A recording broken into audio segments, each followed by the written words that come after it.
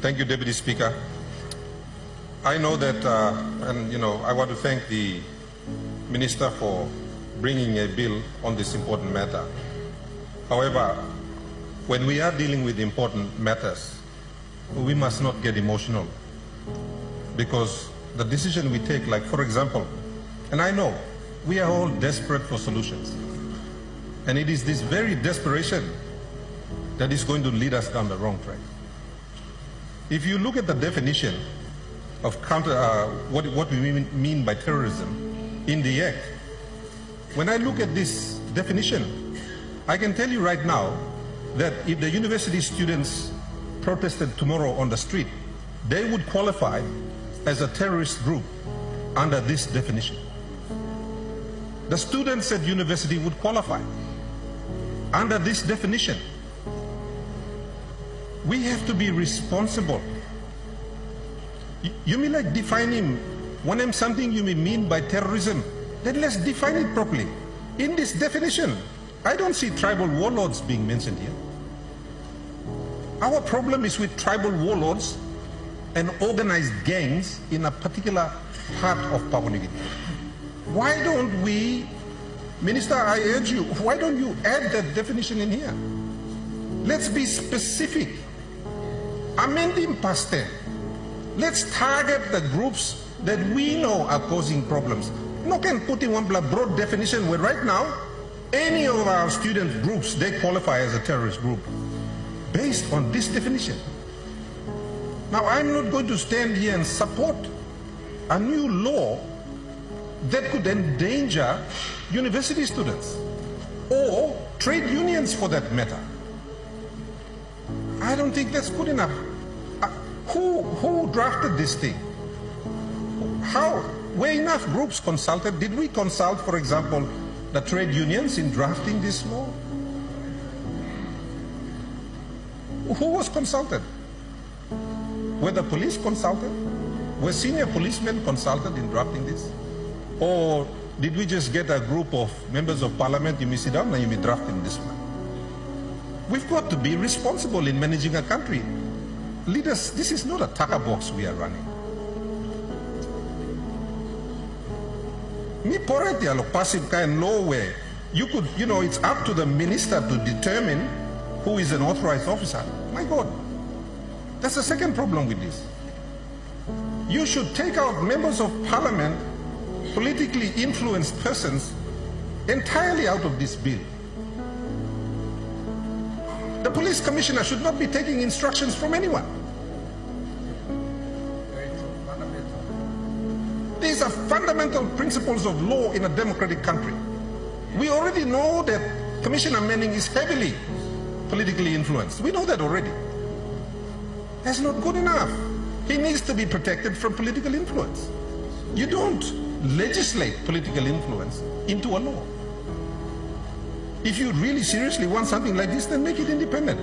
Larin decision staff law, hand law, commander law, defense force now, police commissioner. Let them make the decision. They're the experts. With great respect to the minister, who I think is a good minister, he is not qualified as a law enforcement officer. Now, what happens if we decide to appoint a bus driver as a police commissioner, police minister? Are we going to hand this power of appointment to such an individual? I think that's irresponsible. We can't design a law and build in a flaw. That's irresponsible. Deputy Speaker, I want to support a law that actually will give us results. And let me ask another question. The thing we need to deal with the terrorists that are operating up in some of our parts of the country are special units and special training. The United States have been offering us special training at Quantico for our officers. Are we taking up those offers to have our people trained in some of the best places in the world? Amaspla, policeman or defense force officers, you misalim go Peninsula America, no kizim this training. Or by me passing law past them na.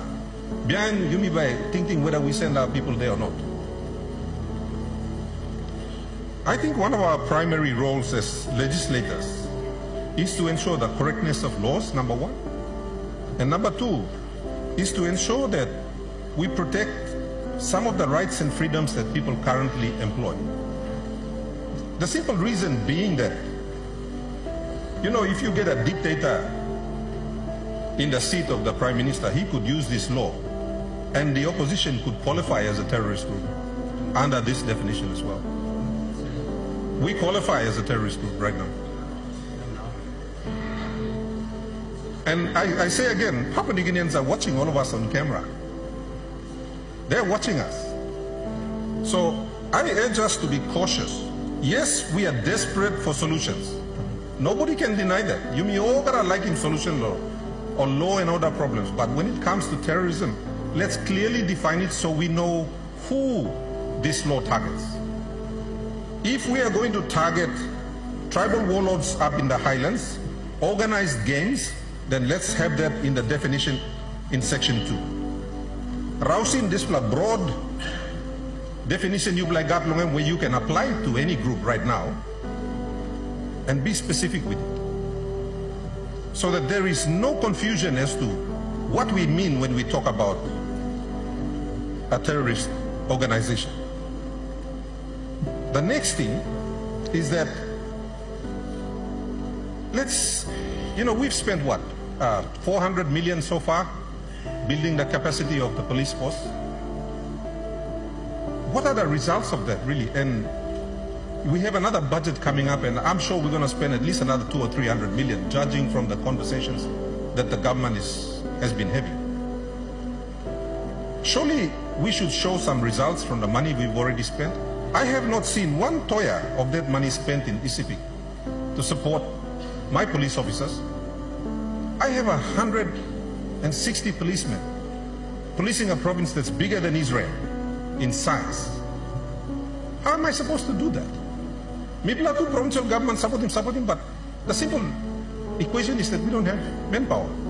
Time you to kina for kina, Isipik provincial government put him down 12 million kina, na mibla wait in national government lokang partner lo kina for kina. Mibla no looking mabla kina. Okada kina mas go away ating hasta you may him samlay kisina. Samlay nogat. So Police Minister, with great respect, I think you need to do a little bit more work. Now don't just come to us with a bill that is quite vague in some of its descriptions that could really qualify anyone as a terrorist. Especially a lot of us sitting in the room and those who are in civil society. But at the same time, you know, you've had 400 million or whatever number of extra money that's been given to the police force in the last 2 years. Surely you could have built special units, armed them properly. I see nothing here that authorizes specific tools for the special units of police or defense force who are going to actually go and operate.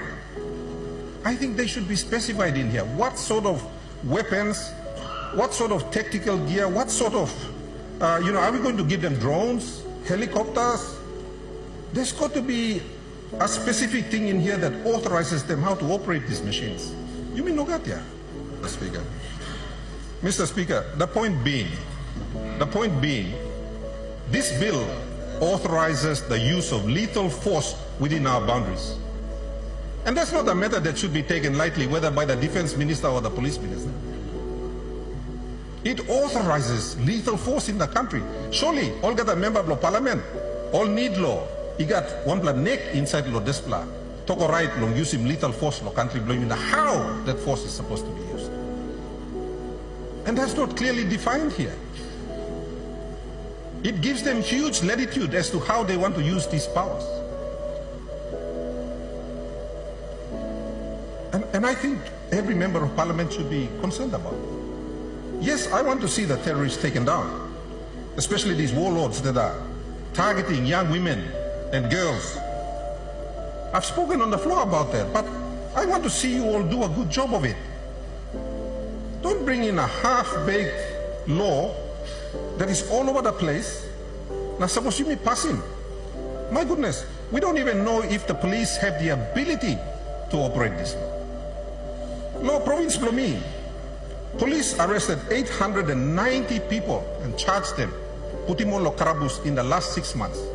I had a good member for Wabek say, not one single person has been arrested in his province. How is that possible? How is that possible? And you are bringing a law where I think should target people in his province, operators in his province. What gives the police special ability to make the arrest that they can't do now? What in this law gives them that ability? What special tools? Nothing. And you remember passing law tasona, you may remember but feel good or say, yes, we've passed another law. But then we are going to wait and then we are going to complain again 6 months later that nothing is happening. I don't think that's good enough. So respectfully, Mr. Deputy Speaker, me request of him, Minister, withdraw him this bill, go back now. Do some work on it and give us some background as to why it is you want to do things like this. Don't just bring the law. Give us the background to it. And then come and ask for the leaders of Papua New Guinea to give you the authorization so you can operate with the little force you need to bring safety and security to our vulnerable communities. But before that, you need to make some amendments to this bill, Mr. Deputy Speaker. Thank you.